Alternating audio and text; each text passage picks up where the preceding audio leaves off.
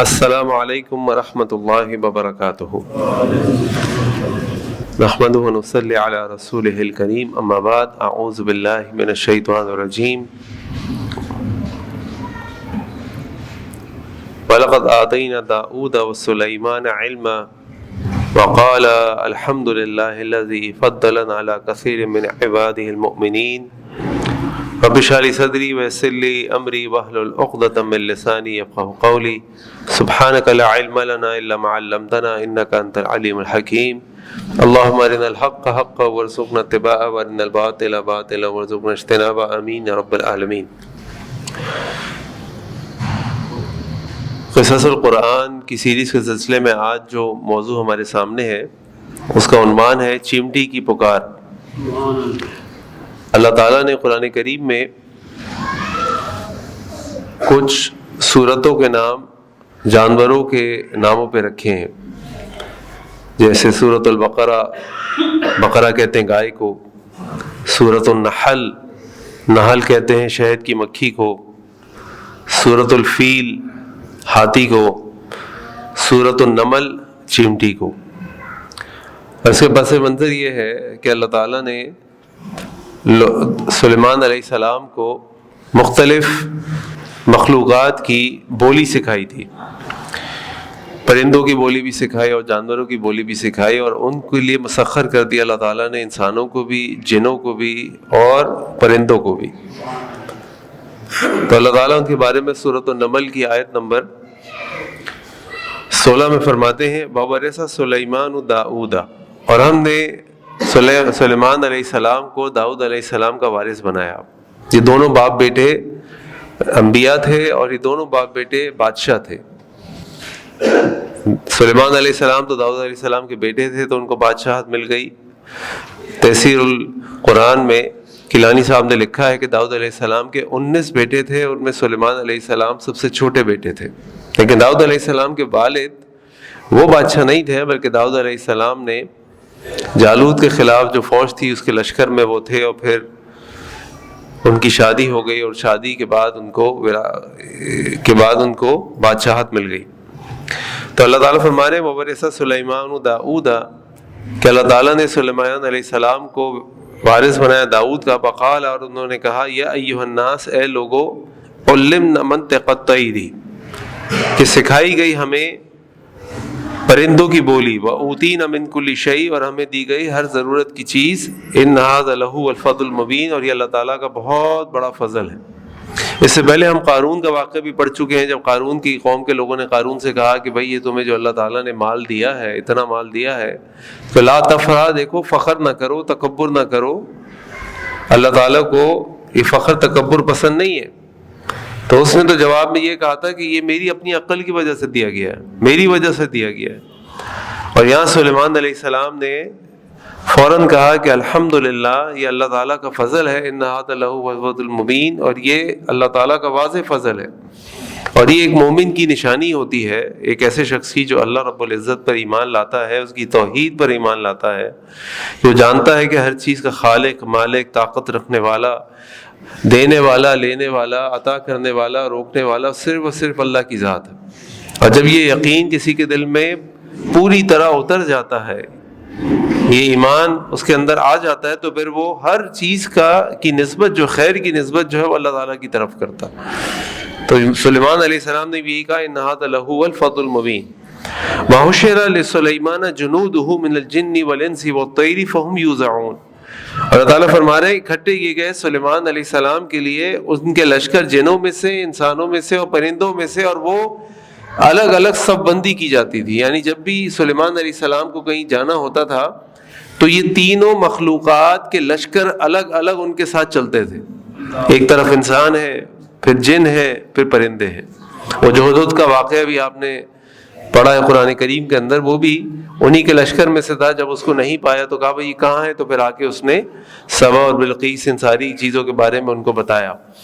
تو اللہ تعالیٰ فرما رہے ہیں کہ ہم نے ان کے لیے جمع کر دی ہے، انسانوں کو بھی، جنوں کو بھی اور پرندوں کو بھی۔ اب یہ ہوا کہ جب سلیمان علیہ السلام ایک موقع پہ کہیں سے جانے لگے، ایک بستی کی طرف جا رہے تھے، اور اس بستی میں چیمٹیاں رہتی تھیں، چیمٹیاں تو ہر جگہ ہوتی ہیں. تو اللہ تعالیٰ نے اس چیمٹی کی پکار کو اللہ تعالیٰ نے قرآن کریم میں نقل فرمایا. اب کیوں نقل فرمایا، اس کے پیچھے کیا حکمت ہے، میں آپ کے سامنے رکھتا ہوں ابھی انشاءاللہ. لیکن اس سے پہلے یہ کہ دیکھیں اللہ تعالیٰ نے کہ اللہ تعالیٰ کی طرف سے معجزہ تھا کہ اللہ تعالیٰ نے سلیمان علیہ السلام کو پرندوں کی، جانوروں کی بولی بھی سکھا دی. اب ہم دیکھتے ہیں دنیا کے اندر انسان ہیں، تمام انسانوں کے عام طور پہ 2 آنکھیں، 1 ناک، 1 ہونٹ، 2 ہونٹ، 2 ہاتھ، 2 پاؤں ہوتے ہیں، جسم ہوتا ہے. لیکن یہ سارے انسان جو اعضاء کے اعتبار سے ایک جیسے لگتے ہیں، یہ کروڑوں اور اربوں زبانیں بولتے ہیں، مختلف لہجوں میں بولتے ہیں.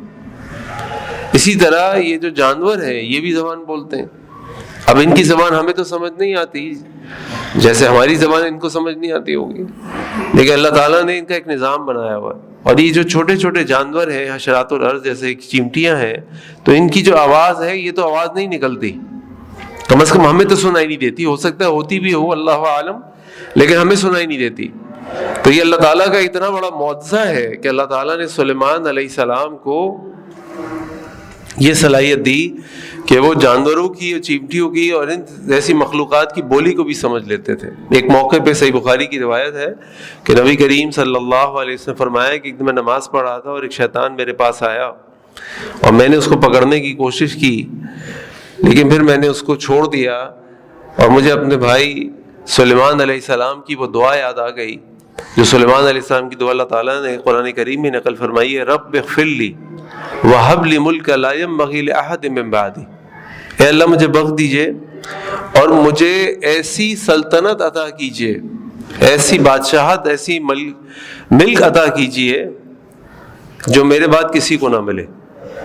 اور یہ اس طرح کی طاقت، اس طرح کا اقتدار، اس طرح کی حکومت کسی کو نہیں ملی کہ وہ انسانوں پر، جنوں پر، جانوروں پہ ان کی بولی بھی سمجھتا ہو، ان کو کنٹرول بھی کرتا ہو اور وہ اس کے لیے لشکر بنا کے کھڑے بھی ہوتے ہوں. اور اس دعا سے علماء نے یہ کہا کہ اللہ تعالیٰ سے مانگے جو مانگنا ہے آپ نے، اللہ تعالیٰ سے جو مانگنا ہے مانگے. اللہ تعالیٰ کے لیے کوئی چیز مشکل نہیں. سلیمان علیہ السلام نے ایک ایسی ملک مانگی، ایسی بادشاہت مانگی اور انہوں نے کہا لا ینبغی لأحد من بعدی، جو میرے بعد کسی کو بھی نہ مل سکے، ایسی کسی کو نہ ملے، اللہ تعالیٰ نے دے دی. تو اللہ تعالیٰ سے جو چاہے مانگے.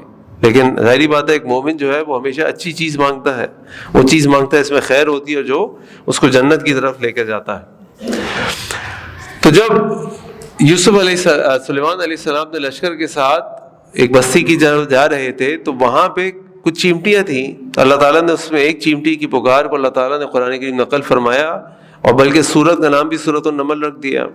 حتی اذا اتوا علی واد النمل، یہاں تک کہ جب وہ آئے چیمٹیوں کی وادی پر، قالت نملۃ، تو ایک چیمٹی نے کہا یا ایھا النمل، اے چیمٹیوں، ادخلوا مساکنکم، داخل ہو جاؤ اپنے گھروں کے اندر، لا یحطمنکم سلیمان وجنودہ وہم لا یشعرون، کہ دیکھو کہیں ایسا نہ ہو کہ سلیمان اور اس کے لشکر تمہارے اوپر آ جائیں اور تمہیں روند ڈالیں اور ان کو پتہ بھی نہ ہو.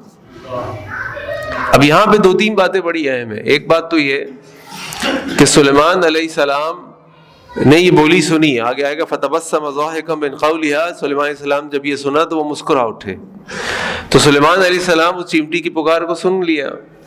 دوسری بات یہ کہ اس چیمٹی نے دیکھیے کیا کہا کہ دیکھو ایسا نہ ہو تم لوگ اپنے بلوں کے اندر چلے جاؤ، ایسا نہ ہو کہ سلیمان علیہ السلام ان کا لشکر تمہیں روند ڈالے اور ان کو پتہ بھی نہ ہو. یعنی ایک چیمٹی بھی جب کسی کے بارے میں کوئی بات کرتی ہے تو اس پہ الزام نہیں لگاتی، وہ تو ایسا ہی ہے کہ کر دے گا، بلکہ پہلے اس کے لیے اچھا گمان کرتی ہے، پہلے اس کے لیے اچھا گمان کرتی ہے. دیکھیں یہ سبق ہے جو اللہ تعالیٰ ہمیں سکھا رہے ہیں کہ انسانوں، تم تو جب کسی کے بارے میں بات کرتے ہو تو تم فوراً اس کے بارے میں غیبت، تہمت، چغلی، بدگمانی شروع کر دیتے ہو. اور یہ چیمٹی بھی اگر سلیمان علیہ السلام کے بارے میں بات کر رہی ہے تو کہہ رہی وہم لا یشعرون، ایسا نہ ہو کہ ان کو پتہ بھی نہ چلے. اب ہمارے کتنے معاملات ایسے ہوتے ہیں جس کے اندر ہم بدگمانی کا شکار ہوتے ہیں ایک دوسرے کے لیے. اتنی زحمت نہیں کرتے کہ سامنے والے سے جا کے پوچھیں، اس سے سوال کریں، حکمت کے ساتھ، محبت کے ساتھ، سمجھنے کے لیے. تھوڑی دیر کے لیے احساس کریں کہ اگر میں اس کی جگہ ہوتا تو میں کیا کرتا. بلکہ صرف کسی نے آپ کو لگی لپٹی سنائی، اپنے دل کی بڑاس نکالی اور ہم نے اس کے بارے میں برا گمان شروع کر دیا اور اس کی برا گمان کو سب کے سامنے بتانا بھی شروع کر دیا۔ اللہ تعالیٰ چیمٹی سے ہمیں سبق دے رہے ہیں کہ دیکھو چیمٹی سے ایک سبق سیکھو۔ اس کے علاوہ ایک اور بہت اہم چیز جو اللہ تعالیٰ ہمیں اس میں سکھا رہے ہیں، اور وہ چیز یہ ہے کہ اس چیمٹی کے بعد دو آپشن تھے۔ ایک آپشن تو یہ تھا کہ وہ چیمٹی فٹافٹ سلیمان علیہ السلام کے آہٹ کو سنتی، ان کے لشکر کو فوراً بغیر ٹائم ضائع کیے اپنے بل میں گھس جاتی، لیکن اس نے کیا کیا؟ خود گھس گئی، دوسروں کو بھی بچانے کی کوشش کی۔ ہم کیا کرتے ہیں؟ کہیں پھنسے فوراً بھاگ جاتے ہیں، سب کو چھوڑ جاتے ہیں بیچ میں۔ یہ جو چیمٹی تھی اس نے اپنی بھی تو فکر کی، لیکن اپنے ساتھ جتنے چیمٹیاں رہتی تھیں ان سب کی فکر کی۔ اور اگر آپ سائنسی تحقیقات کو پڑھیں تو آپ دیکھیں گے جس طرح انسان برادریوں کی صورت میں رہتے ہیں نا، اور مختلف ذمہ داریاں ایک دوسرے پہ بانٹتے ہیں، بالکل اسی طرح چیمٹیاں بھی رہتی ہیں۔ ان کی بھی ایک سردار ہوتی ہے، ان کے بھی ہسپتال ہوتے ہیں، ان کی بھی کالونیز ہوتی ہیں، ان کے بھی محافظ ہوتے ہیں، ان کے بھی گودام کھانے کے ہوتے ہیں، ساری جگہ سے کھانے جمع کرتی ہیں، اپنے گودام میں جا کے رکھتی ہیں، ان کو ایسے رکھتی ہیں کہ وہ کیڑے نہ لگیں، کہ جب سردیوں کے دن آ جائیں، جب بہت شدید گرمیوں کے دن آ جائیں تو یہ اس اپنے گودام میں سے کھانا نکال کے کھاتی رہیں۔ بڑا سائنٹیفک سسٹم ہے ان کا۔ لیکن اللہ تعالیٰ ہمیں یہ سکھا رہے ہیں کہ دیکھو ایک چیمٹی کو اتنی فکر ہے کہ اگر اس کے اوپر کوئی مصیبت آنے والی ہے تو اپنی فکر کے ساتھ ساتھ اس کو سب کی فکر ہے، اور ہمیں اپنی فکر کے ساتھ دوسروں کی فکر ہوتی ہے۔ جبکہ ہمارا دین تو ہمیں پہلی بات یہ سکھاتا ہے کنتم خیر امۃ اخرجت للناس تأمرون بالمعروف وتنہون عن المنکر، تم بہترین امت ہو، تم لوگوں کے لیے نکالے گئے ہو، اپنے لیے نہیں نکالے گئے، لوگوں کے لیے نکالے گئے ہو۔ کیوں؟ تم لوگوں کو برائیوں سے روکتے ہو اور اچھائیوں کی طرف دعوت دیتے ہو۔ یعنی ہمارا تو پہلا پیغام ہی یہی ہے، مسلمان ہونے کی پہلی ڈیوٹی، ذمہ داری یہی ہے کہ وہ اپنی پوری کمیونٹی کا، پوری برادری کا، پورے علاقے کا خیال رکھتا ہے۔ اس کو صرف اپنی فکر نہیں ہوتی، اس کو دوسروں کی بھی فکر ہوتی ہے۔ اسے اپنے بارے میں نہیں سوچتا، اپنی بس یہ میں بچ جاؤں، میرا کام ہو جائے، بس باقی جانے ان کا کام جانے۔ آپ دیکھیں اللہ کے نبی صلی اللہ علیہ وسلم، جب اللہ کے نبی صلی اللہ علیہ وسلم پر پہلی وحی آئی، اللہ کے نبی صلی اللہ علیہ وسلم پر پہلی وحی آئی تو ابھی تو وہ نبی نہیں تھے نا پہلی وحی آنے سے پہلے۔ جب وہ غار حرا سے آئے اپنے گھر، آ کے اپنی زوجہ اما خدیجہ رضی اللہ عنہ کو بتایا کہ خدیجہ آج میرے ساتھ یہ ہو گیا، زمیلونی زمیلونی دثرونی دثرونی، مجھے گھبراہٹ ہو رہی ہے، مجھے بخار چڑھا ہے، مجھے کپ کپی ہے، مجھے چادر دو، مجھے اڑا دو کچھ۔ اور بتایا تو اما خدیجہ نے کیا کہا؟ واللہ لا یخزیک اللہ ابدا، اللہ کے نبی صلی اللہ علیہ وسلم، اللہ تعالیٰ آپ کو ضائع نہیں کریں گے۔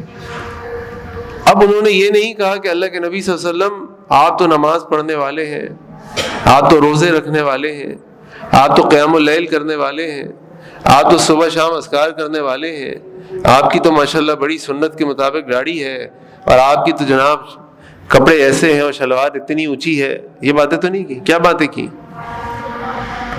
انک لتصل الرحم، اللہ کے نبی صلی اللہ علیہ وسلم آپ صلہ رحمی کرنے والے ہیں، صلہ رحمی رشتہ داروں سے کی جاتی ہے۔ اللہ کے نبی صلی اللہ علیہ وسلم وتحمل الکل، آپ غریبوں کا بوجھ اٹھانے والے ہیں، اپنا فکر نہیں، دوسروں کا بھی خیال ہے، دوسروں کی تکلیفوں کو دور کرنا ہے، دوسروں کو بھی اپنے مال میں سے کچھ دے دینا ہے۔ وتقر الضیفہ، مہمانوں کی مہمان نوازی کرنے والے ہیں۔ وتعین علی نوائب الحق، آپ ہر اچھے کام میں مدد کرنے والے ہیں۔ یہ جتنے کام اما خدیجہ بتا رہی ہیں، یہ سارے کام اپنی ذات کے متعلق نہیں ہیں، یہ سارے کام دوسروں کے ساتھ ہیں۔ ایک مسلمان جو ہوتا ہے، ایک نیک آدمی جو ہوتا ہے، اسے اپنی فکر نہیں کرتا، وہ اپنے اطراف پورے ماحول کی فکر کرتا، وہ سب کو بچانے کی کوشش کرتا ہے، سب کے کام آتا ہے، سب کی ضروریات کو پوری کرتا ہے۔ اور یہ اگر آپ احادیث مبارکہ کا مطالعہ کریں تو آپ دیکھیں گے وہ تمام احادیث جس میں حقوق العباد کے معاملات ہیں، دوسروں کے معاملات ہیں، وہاں اللہ کے نبی صلی اللہ علیہ وسلم یہ الفاظ استعمال کرتے ہیں، لا یؤمن احدکم، تم میں سے کوئی شخص مومن نہیں ہو سکتا حتی یحب لاخیہ ما یحب لنفسہ، اب تو اپنے بھائی کے لیے وہ پسند نہ کر لے جو اپنے لیے پسند کرتا ہے۔ اب وہ بھائی سے مراد سگا بھائی نہیں ہے گھر والا، اس بھائی سے مراد دنیا کے 1.5 ارب مسلمان ہیں، دنیا کے 1.5 ارب مسلمان ہیں۔ اگر میں پسند نہیں کرتا میرے گھر کے آگے کچرا ہو تو میں بھی پسند نہ کروں میرے پڑوسی کے گھر کے آگے کچرا ہو۔ اگر میں یہ پسند نہیں کرتا کہ میرے گھر کے آگے کوئی غلط گاڑی کھڑی نہ کرے تو میں یہ پسند نہیں کرتا دوسرے گھر کے آگے کوئی گاڑی غلط کھڑی کرتے. اگر میرے گھر میں پانی آ جائے اور میرے بھائی کے گھر میں پانی نہ آئے تو یہ ایک مسلمان کا طریقہ نہیں ہے.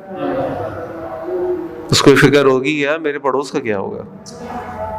آج ہم نیکی سمجھتے ہیں, ویسے میں اس لیے بول رہا ہوں کہ ہم سبھی محلوں میں رہتے ہیں, گلیوں میں رہتے ہیں, تو پتہ نہیں ہم بڑی بڑی نیکیاں کرتے ہیں لیکن جب محلے کی صفائی اور دوسری چیزوں کا کام آتے ہیں تو وہاں ہم سے جیب سے خرچہ نہیں نکلتا.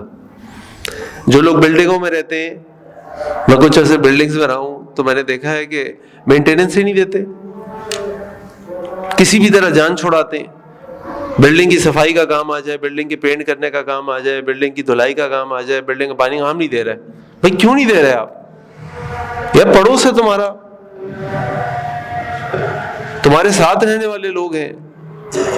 اللہ کے نبی صلی اللہ علیہ وسلم نے پڑوسیوں کی کتنی تاکید کی, ان کے ساتھ اچھے حقوق کی.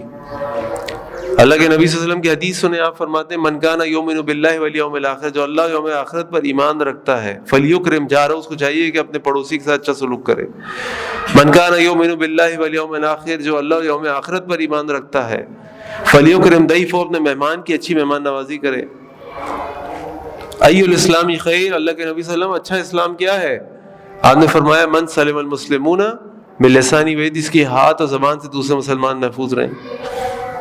یہ سارے اچھے اسلام, ایمان, آخرت پہ یقین, ان سب کی جو یعنی بنیاد ہے وہ اس بات کے اوپر ہے کہ تم دوسروں کے ساتھ کیسے ہو. نماز کا معاملہ تو تمہارا اللہ کا معاملہ ہے, پڑھنی ہے, اس پہ کوئی دوسری بات نہیں ہے, لیکن تمہارا اللہ کا معاملہ ہے. تم قرآن کتنا پڑھتے ہو تمہارا اللہ کا معاملہ ہے, تم روزے کتنے رکھتے ہو تمہارا اللہ کا معاملہ ہے, تم صدقات کتنے دیتے ہو تمہارا اللہ کا معاملہ ہے. لیکن یہ بتاؤ اپنے پڑوس کے ساتھ, محلے والوں کے ساتھ, رشتہ داروں کے ساتھ, اپنی برادری کے ساتھ, اپنے علاقے والوں کے ساتھ, اپنی قوم کی تم کو کتنی فکر ہے؟ اللہ کے نبی صلی اللہ علیہ وسلم کو قوم کی کتنی فکر تھی. اللہ تعالیٰ نے قرآن کریم میں کئی مقامات کے اوپر اللہ کے نبی فرمایا اللہ کا باخع نفسک اللہ یکونوا مؤمنین. اللہ کے نبی صلی اللہ علیہ وسلم کیا اپنے آپ کو آپ ہلاکت میں ڈال دیں گے اگر یہ لوگ ایمان لے کر نہیں آئیں گے؟ کس بات پہ ہلاکت ہے؟ اللہ کے نبی صلی اللہ علیہ وسلم کیوں محسوس کر رہے ہیں ہلاکت کہ یار یہ جہنم میں جانے والا ہے, اس کو بچا لوں کسی طرح. ابو جہل جہنم میں چلا جائے, ابو لہب جہنم میں نہ چلا جائے, امیہ بن خلف جہنم میں نہ چلا جائے. وہ آ کے اللہ کے نبی صلی اللہ علیہ وسلم پہ اجڑیاں پھینک رہے ہیں, وہ آ کے اللہ کے نبی صلی اللہ علیہ وسلم کو برا بھلا کہہ رہے ہیں, اللہ کے نبی صلی اللہ علیہ وسلم کو دنیا کے مال کا لالچ, عورتوں کا لالچ کیا نہیں دے رہے, اور آپ پھر بھی قرآن کریم کی آیات پڑھ کے سنا رہے ہیں. شاید یہ ایمان لے کر آ جائے. کیوں؟ فکر یہ ہے کہ جو دوسرے لوگ میرے اطراف میں رہتے ہیں یہ بھی جہنم سے بچ جائیں. میں ان کا حق ادا کرنے والا بنوں کہ نہ بنوں. یہ چیمٹی ہمیں یہ سبق سکھا رہی ہے. خود بھاگ جاتی بلکہ اندر, کیا حیثیت ہے اتنی سی چیمٹی کی, بتائیے کیا حیثیت ہے.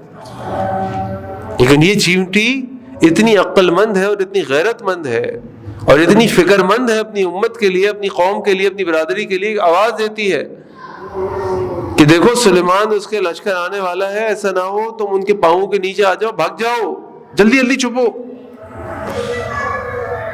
کیوں؟ کیونکہ اس کو اپنے علاوہ اپنی امت کی بھی فکر ہے. ہمیں اپنے علاوہ اپنی امت کی کتنی فکر ہے. آگے اللہ تعالیٰ فرما رہے فَتَبَسَّمَ ضَاحِكًا مِّن قَوْلِهَا, تو سلیمان علیہ السلام مسکرا اٹھے اس کی اس بات کے اوپر. وقال, اور کہنے لگے, ربی اوزعنی ان اشکر نعمتک التی انعمت علی وعلی والدی, اے اللہ مجھے توفیق دیجئے اس بات کی کہ میں شکر کروں ان نعمتوں کا جو آپ نے انعام کی میرے اوپر اور میرے والدین کے اوپر. وان اعمل صالحا, اور میں نیک اعمال کروں, ترضاہ, جس سے آپ راضی ہو جائیں. وادخلنی برحمتک فی عبادک الصالحین, اور اللہ مجھے داخل کر دیجئے اپنی رحمت کے ساتھ اپنے نیک بندوں میں. سلیمان علیہ السلام اس سوچے تو صحیح, کسی آدمی کے پاس, ہمارے پاس تو ذرا سے 2 پیسے آ جائیں, کسی محلے کے کونسلر بن جائیں تو ہم پتہ نہیں کتنے چوڑے ہو جاتے ہیں. اللہ تعالیٰ نے ایسی بادشاہ دی, انسان, جن, پرندے سب انڈر کنٹرول ہیں, سب کی بولیاں سمجھ رہے ہیں. اس کے بعد بھی کیا کہہ رہے ہیں, ربی اوزعنی ان اشکر نعمتک التی, اللہ مجھے توفیق دیجئے اس بات کی کہ میں آپ کا شکر ادا کرتا رہوں. ایسا نہ ہو کہ میری زبان سے کوئی ایسا کلمہ نکل جائے جو ناشکری میں آ جائے, یا آپ کی ناراضگی کا باعث بن جائے. وَأَنْ صالحًا، نیک اعمال کی توفیق دیجیے. توفیق اللہ سے مانگنی ہے، ہماری مجال نہیں ہے کہ ہم کچھ کر گزریں، یہ توفیق اللہ کی طرف سے ہے. وَأَصْلِحْ وَأَدْخِلْنِي بِرَحْمَتِكَ فِي عِبَادِكَ الصَّالِحِينَ، اللہ مجھے نیک بندوں میں شامل کر دیں. یہ ان کی عاجزی انکساری ہے. اور اسی لیے کہتے ہیں کہ جس درخت میں پھل آتا ہے نا، اس درخت کی شاخیں جھک جاتی ہیں، اس درخت کے اندر عاجزی آ جاتی ہے. اور جس درخت میں پھل نہیں ہوتا، وہ بنجر ہوتا ہے، وہ جھکتا نہیں ہے، وہ سیدھا کھڑا رہتا ہے، اس کی شاخیں بھی کھڑی رہتی ہیں. تو اگر ہم ایسا پھل بننا چاہتے ہیں، ایسا درخت بننا چاہتے ہیں جس کے اندر پھل ہو اور وہ فائدہ مند ہو، لوگوں کو فائدہ ملتا ہو اس پھل سے، تو پھر ہمیں عاجزی انکساری اختیار کرنی چاہیے. اور ہم چاہتے ہیں کہ نہیں، ہٹو بچو ہو، ہر کوئی ہمارے لیے لائن میں کھڑا رہے، ہم سے بات کرنے کے لیے بڑا ٹائم لینا پڑتا ہے، پروٹوکول اور یہ اور وہ، تو پھر ہم بنجر درخت ہیں. ہم پھلدار درخت نہیں، ہم بنجر درخت ہیں. تو یہ کچھ اسباق ہیں جو اللہ تعالیٰ ہمیں اس واقعے کے ذریعے سے دے رہے ہیں. اللہ تعالیٰ سے دعا ہے کہ اللہ تعالیٰ ہمیں اس چیمٹی کی پکار کو سمجھنے کی توفیق عطا فرمائے.